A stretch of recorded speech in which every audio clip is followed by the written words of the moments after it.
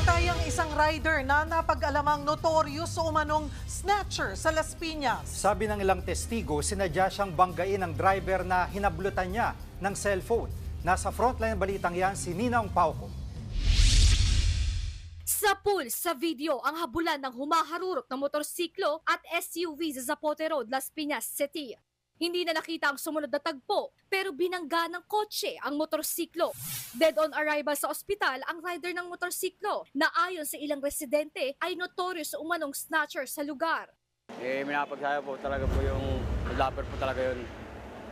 Marami na po talaga inablotan po ng cellphone yun.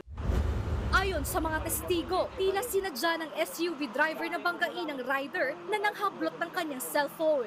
Nung pinuntahan ko po, nakita ko, nakandusay na lang po yung binunggo. Sabi po nung may-ari nung nakabunggo, nung kotse, hinablutan daw po siya ng cellphone, kaya po niya hinabol at binunggo para makuha yung cellphone.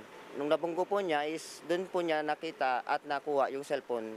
Dahil katagalit po yung may-ari po ng cellphone, dahil napakamahal po ng cellphone niya. Mas mahal po yung cellphone po sa buhay po ng tao eh. Tumila po ng snatcher na sakay nitong motor habang tumama naman ang SUV sa isang signage. Sumuko na sa Las Piñas City Police ang driver ng SUV na wala pang pahayag kaugnay sa insidente. Mahaharap siya sa reklamong reckless imprudence resulting in homicide and damage to property.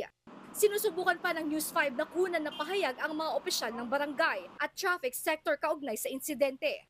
Nagbabalita mula sa frontline, Nina Ongpauco, News 5. Mga kapatid, Jiggy Manikad po, iba na ang may alam at may pakialam sa panahon ngayon.